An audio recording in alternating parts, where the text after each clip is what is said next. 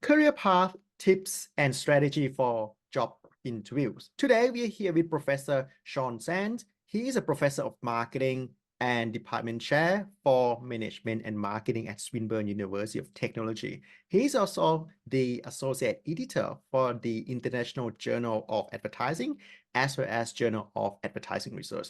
Thank you so much for your time today. Thanks for having me. Thank you. So let's jump into our first question. Is there a difference in terms of strategy for the people to be prepared in terms of internal promotion as well internal promotion versus external job interview? Look, I think the core elements are the same. There's probably some granularity around the preparation. I think for both situations, it's going to be really important to understand the school's strategy. Every business school has their strategy freely available. I think it's important to look at kind of what's their vision and mission.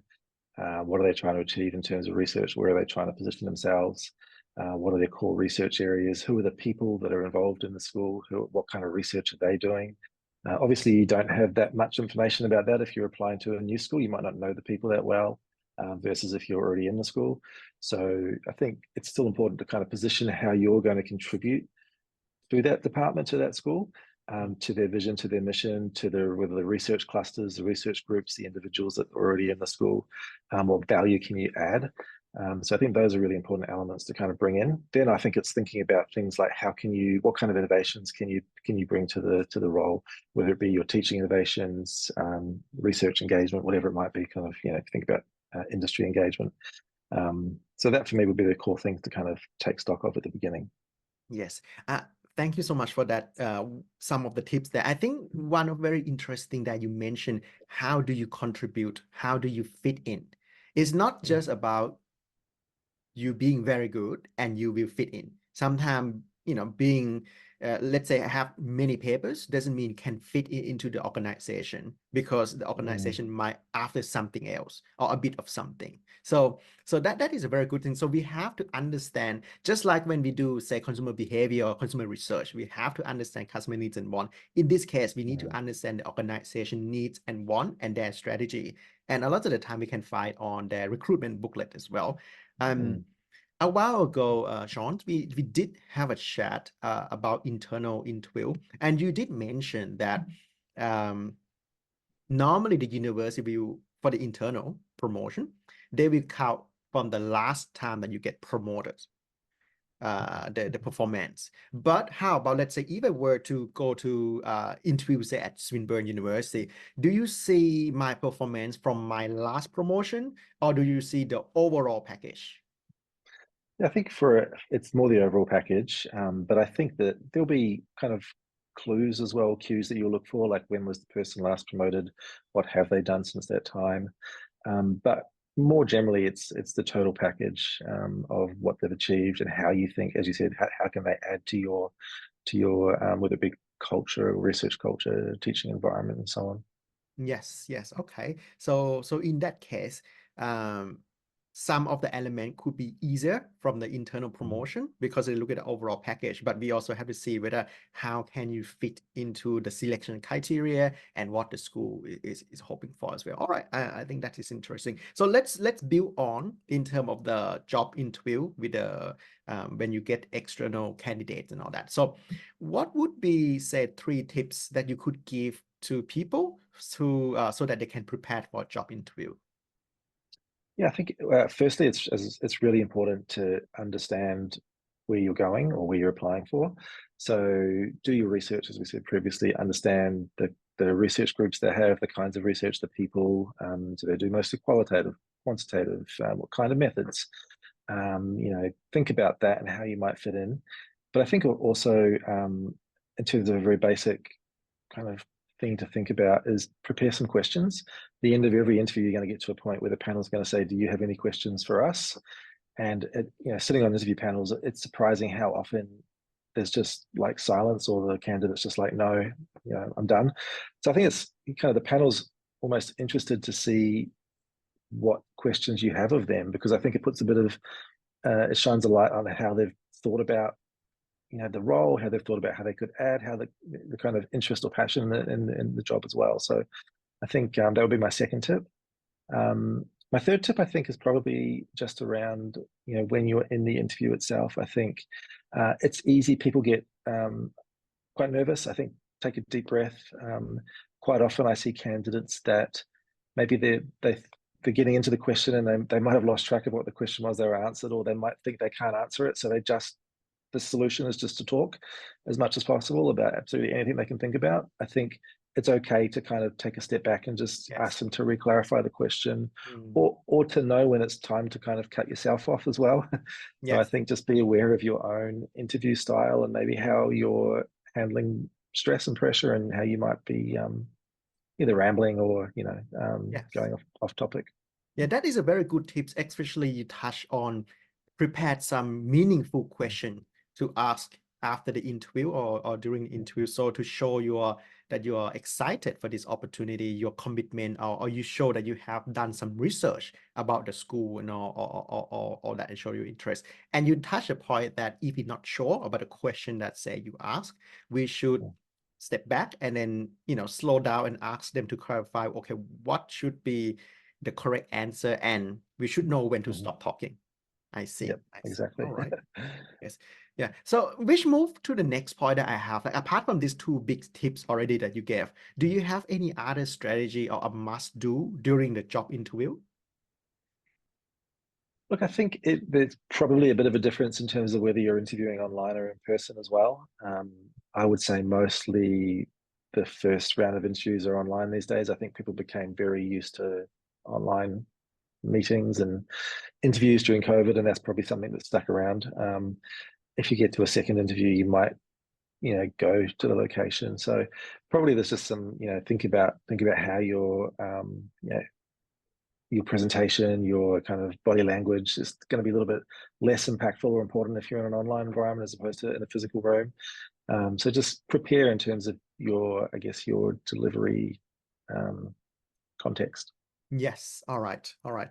Okay, that is a very good point. Now, I have been curious for years, okay, although I have been in the interview panel as well as an assessor, but I like to ask you as a share person of an assessor, and I understand that you were working at Monash as well as Swinburne before in terms of recruitment and all this. Now, Swinburne color is red color, if I'm not wrong. Your logo is red and black, right? Red, black, white. So if I were to do a presentation PowerPoint, is there any plus point if I make my PowerPoint look like I already work at Swinburne, or is for Swinburne like red colors? Yeah, look, I mean, I would say that would be a nice value add. I don't think it's going to push you over the line, but it's all the little things that I think build up and might make you more memorable. Yes. We had a level B and a level C position 4 months ago that we advertised, and for both of them we had in excess of 150 applications. Wow. So there's the first getting through that to the actual having an interview, when we probably interviewed about 10 people. So anything you can do to kind of, be remembered, I think is important, but obviously it's not going to weigh the kind of scales in terms of if you haven't got a good research profile or whatever. Yes. So if I go with a Melbourne University logo, will that help or think negative at all? If you're interviewing at Swinburne? Yes. Look, if you're a Melbourne University PhD student, then that's completely fine. Okay, but if not, then it's a little bit funny in that case. Yeah, okay. That would be. Okay. I would be questioning why. Yeah. Exactly. All right, that is a good tips there in that case, not to make this mistake. Now, you mentioned that there were more than 100 applications submit and you selected, say, 10. Obviously, it's so hard to, because you will see a lot of great and not so great application. What will be, so how do you shortlist people? Do you look at their CV before you shortlist, or CV and selection criteria, or what is your approach? It's a combination of the two. I think we do a couple of things. One is we will have multiple people involved in the selection process. So we will take the entire list of applicants and distribute that around probably 2 to 3 people. Each person has the key selection criteria and would be going through how they've responded, how the applicants have responded to the key selection criteria. In the case of having 150 odd people, there might be an initial cut where You might look through the Excel spreadsheet we get, for instance, from our HR department has some key information like number of publications, stuff like that, when their PhD was, where it was from, all that kind of information. So that might be the first way that you cut down from 150 to maybe 50. Yes. You might, if you've got no publications or you haven't finished your PhD yet and we're advertising a level C, for instance, then obviously, it doesn't meet the criteria. And we do get those kind of applications as well in the 150. It may be also that, sometimes the university isn't looking to sponsor a work permit, or so we're looking for a local applicant or candidate. So that's the Yes. first layer. Once you've cut that down, then it's looking into a bit more detail into the CV. You might open the CV, you might look at the responses to the key selection criteria. Then it's kind of just weighing up, who do you think are the best people on the metrics? Yes. And getting from that to the actual face-to-face is moving more from the metrics to the culture. How do you think they're going to fit in? How do you think they're going to perform in the broader team? Are they going to be a good team member? Are they going to be hard to work with, or are they going to fit in? Yes. You mentioned very nicely done there in terms of whether the person can fit in or not. It's not just about the performance now. It's whether it's good, it's about the performance still, but it's how whether this person can fit in, work well with the team and the rest of the team. Yep. I think that's good. Can I touch back in terms of their CV? Have you come across a fake CV before? Like someone doesn't have a paper or doesn't have something and then they fake up, and what do you do with this type of cases? To my knowledge, I haven't. But now that you mention it, I mean, I might have in the in the 150. There might be something in there, but I Yes. think in terms of who we've hired, I think no. But by the time we get to interviews, you start looking in more detail about. You might be looking at their Google Scholar profile or looking at their their website to the university that they're at, or you might know their supervisors, that kind of thing, and Yes. talk to people. But look, it's possible. I've heard about people, not in academia so much, but even in corporate jobs, faking resumes.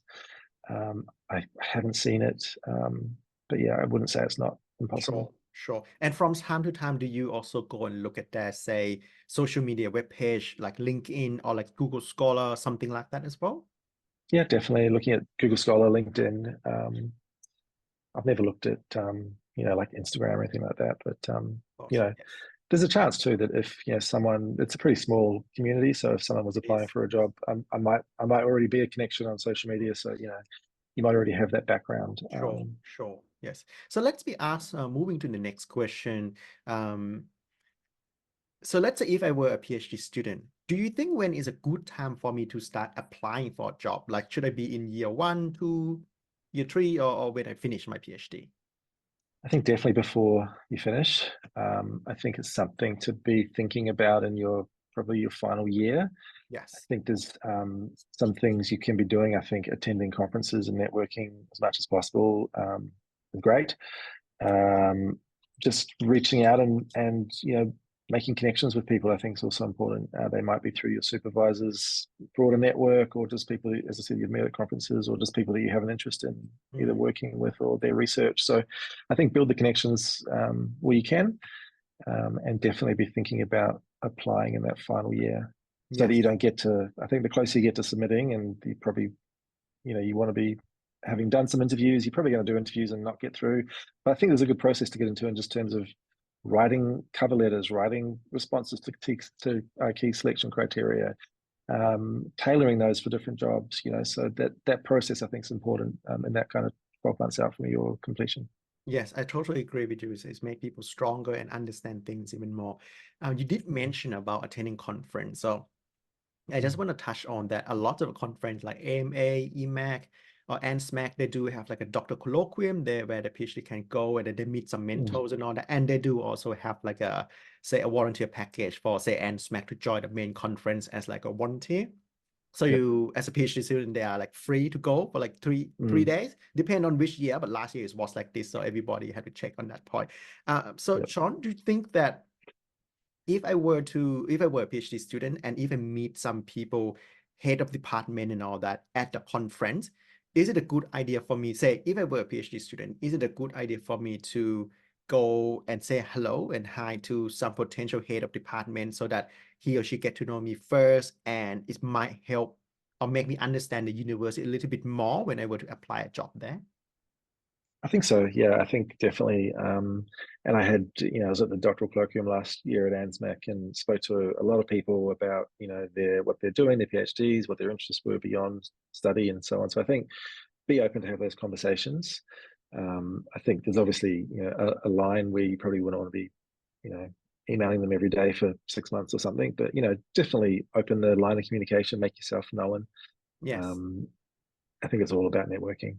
Yes, yes, I think so. So that is very important. Now, and in your experience, have you come across anyone who say, as a head of department or the dean, like they attending conference for purpose of recruitment before, like headhunting style?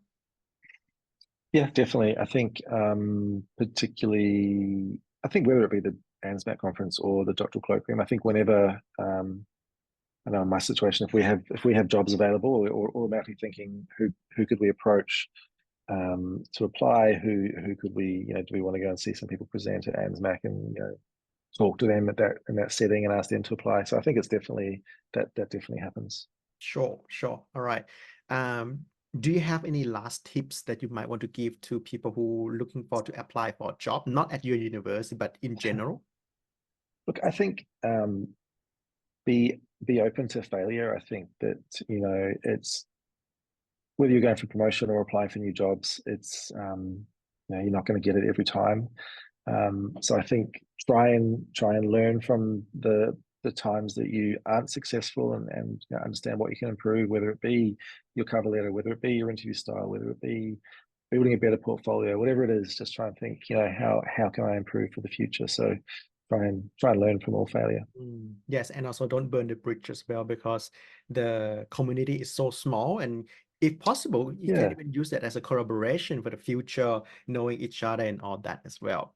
Um, absolutely. yes, definitely. My last question before we finish off today is this.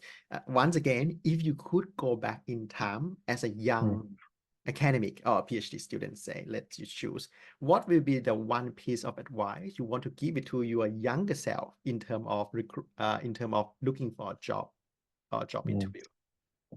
I probably would have been more proactive and doing more applications. I think I was relatively lucky in that I got my position pretty quickly after graduating. But I think I probably applied for a couple of positions and was unsuccessful in some, and then obviously successful in one. But I think I would have, say to those people that go through that phase, just apply to as many as possible, and be prepared to kind of you know throw mud at the wall, and some of it's going to stick, basically. Yeah, I'm definitely with you. I still remember that, up until now, I got like about 30 plus job rejection, went to Yeah, so many because in the old day they flew me there, like, and I'm in New right, Zealand. I think I went there 3 times and then meet people in the right. different university, and every time I go and smack and be like, hey, we just met Yeah, here and yeah, there, so yeah, it's like become friends, and some of them I even do some work together. So I think that is a very good tips, and every time it's make you stronger, understand things, and but of yeah. course we should apply when we think we so let's say if I just get a job, I should not Mm. just apply, 1 month right after I just get a job promotion or a new job. So there should be a specific good time period and all that. So that is very good there. So yeah. So this is career path tips and strategy for job interview with Professor Sean Sands. Thank you so much for your time today and your insight. Thanks for having me.